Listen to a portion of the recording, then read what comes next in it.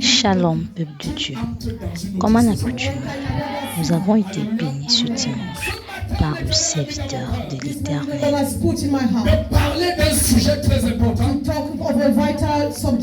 Le serviteur de Dieu en feu. La servante de l'Éternel en feu. Je voudrais annoncer publiquement à tout un chacun de nous que lorsqu'on parle, n'est-ce pas, d'un serviteur de Dieu en feu, on n'est pas en train de cibler une catégorie de personnes. On n'est pas en train de dire que les pasteurs, les prophètes, les évangélistes, les docteurs et autres. On est en train de dire que toute personne qui a reçu Jésus-Christ dans sa vie, comme Seigneur et Sauveur personnel, cette personne-là automatiquement entre en feu. Je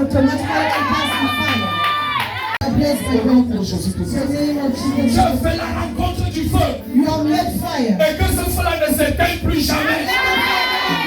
Que ce feu ne s'éteigne plus jamais. Avec ce feu, tu vas prendre les enfants. Au nom de Jésus-Christ. Bienvenue dans le Seigneur. Lorsque tu fais la rencontre dans le Comme feu, il est écrit dans Hébreux 1, verset 7, l'Éternel fait de ses anges du vent et de ses serviteurs une flamme de feu.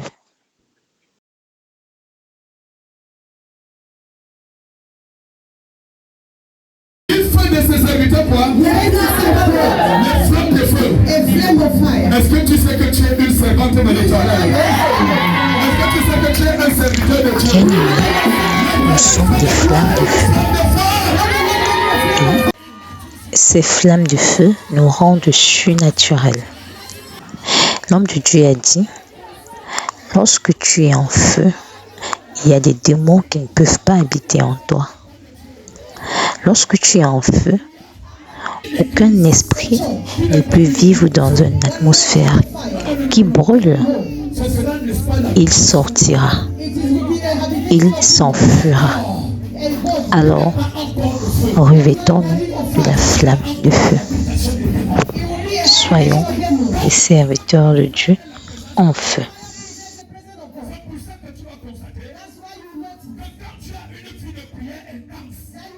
Tu as l'impression que il y a un feu qui est sur ta tête. Tu as l'impression que le feu te prend comme ça. Alléluia. Aucune bouche ne peut se poser sur le feu. Donc lorsque tu n'as pas le feu de Dieu en toi, lorsque tu n'es pas couvert du feu de Dieu, les mouches vont venir. Et ces mouches-là symbolisent quoi? Ces mouches-là symbolisent, ça symbolise les démons. Il y a des maladies qui persistent dans les corps des gens. Parce que justement, ce sont ces maladies qui sont attisées par le feu. C'est pour ça que je dis, en tant qu'enfant de Dieu, si tu veux que les grandes choses arrivent dans ta vie, si tu veux expérimenter la puissance de Dieu, recherche le feu. Recherche le feu. Parce que Jean chapitre 12, verset 46, il est dit que toi également tu es la lumière du monde. Tu dois prier. Tu dois prier. Lorsque tu pries dans le monde, lorsque tu es la lumière du monde, les ennemis vont prendre et te donner ce qu'ils t'ont voulu. Ceux qui te combattent vont dire que non, vraiment, nous te respectons. Pardon, prends c'est pour toi. Alléluia. Ils ne vont pas hésiter. Parce qu'ils vont comprendre que tu portes quelque chose, mais quelque chose qui les éblouit. La lumière du monde fait la différence au milieu des ténèbres. Lorsque tu es la lumière au milieu des ténèbres, tous vont être éclairés par toi. Tous vont être influencés par toi. Bien-aimés, nous sommes la lumière du monde. Nous sommes la lumière qui éclaire. Il est écrit dans le livre de Matthieu, vous êtes la lumière du monde. Et une ville située sur une montagne sainte ne peut être cachée. Et on n'allume pas une lampe pour la mettre sur le boisseau, mais on la met sur le chandelier afin qu'elle éclaire tous ceux qui sont dans la maison. Il a également été dit que lorsque tu as le feu en toi, tu es animé d'un esprit de courage. Car il est écrit, ce n'est pas un esprit timide que je vous ai donné, mais un esprit de courage. Lorsque tu as une vie froide, tu héberges des choses bizarres en toi.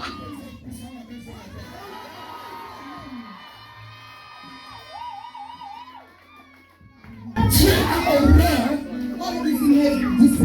des personnes tièdes, des personnes froides. Je te vomirai de ma bouche. Je te vomirai de ma bouche. Bien-aimé dans le Seigneur, les dernières choses que je te dis, écoute très bien.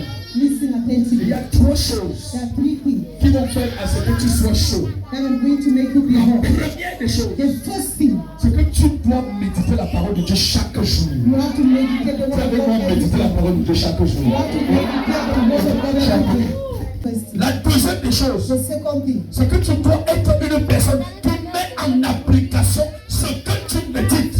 You are supposed to be the person that puts into practice what you are meditating. Alléluia. Amen. Si tu médites If you meditate et tu ne mets pas en application, and you don't apply, c'est très grave. it's terrible. C'est très grave. It's terrible. La troisième des The choses, third thing, c'est que tu commences, n'est-ce pas, you begin à avoir une vie de prière to have a prayer life. personnelle. A person, Lorsque tu médites la parole de Dieu et que tu as une bonne vie de prière, tu as une bonne vie de méditation de la parole de Dieu et tu partages cette parole, you share le the feu de Dieu se dégage de toi. Le feu de Dieu se dégage de toi. Si de Dieu est une personne allumée.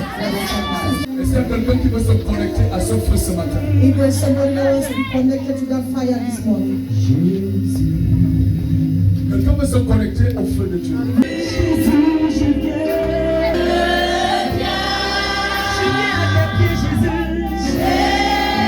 Il y a des gens qui ne sont pas d'accord avec ce qui est dit ce matin.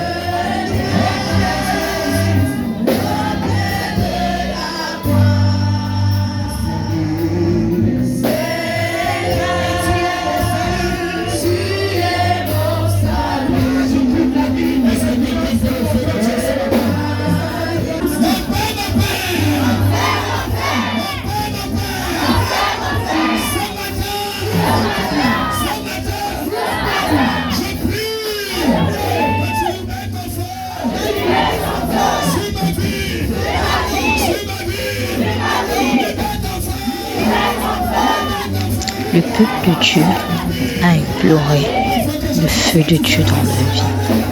Par des prières intenses, ils ont activé le feu de Dieu afin qu'il bouillonne, qu'il brûle, pour chasser tout ce qui n'est pas de Dieu dans leur vie, pour chasser toute présence satanique, pour chasser toute présence démoniaque, pour calciner et brûler tout esprit des ténèbres. Bien-aimé, le feu, c'est la présence de Dieu. Et dans sa présence, tout ce qui n'est pas de lui sort.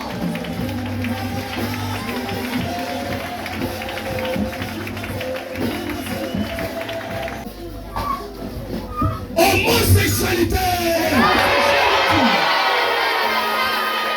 Voilà les choses qui viennent nuire l'église aujourd'hui. bringing down the church today. Célibat!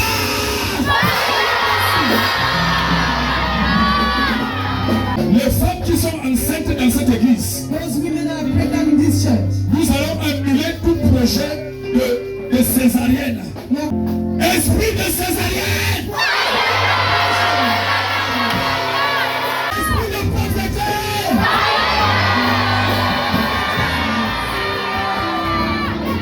Esprit de non-avancement!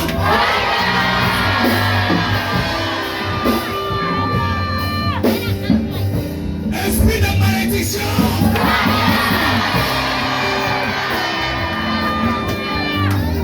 Esprit de maladie. Esprit de mort prématurée. Ainsi soit-il. C'est moment-là que le peuple de Dieu a reçu la bénédiction finale.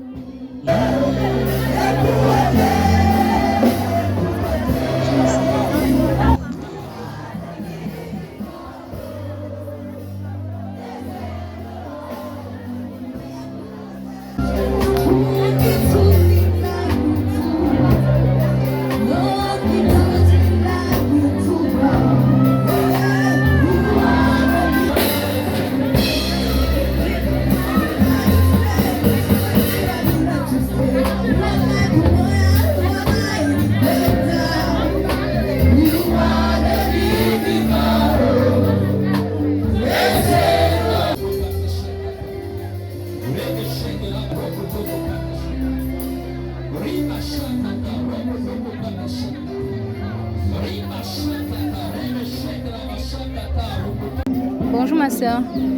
Bonjour ma soeur. Comment je vous appelle? Je me prénomme Solange. Solange, la soeur Solange, d'accord. On vient de sortir du culte où on a donné le thème le serviteur de Dieu en feu. Qu'est-ce que vous avez retenu? Vous pouvez me dire? Ce que j'ai retenu est que nous devons être des femmes de feu. Oui. Que nous devons beaucoup prier. Nous devons beaucoup méditer la parole de Dieu. Et que cette parole que nous devons la mettre aussi en pratique. Nous devons non pas seulement la méditer, non pas seulement la lire, mais nous devons la mettre aussi en pratique.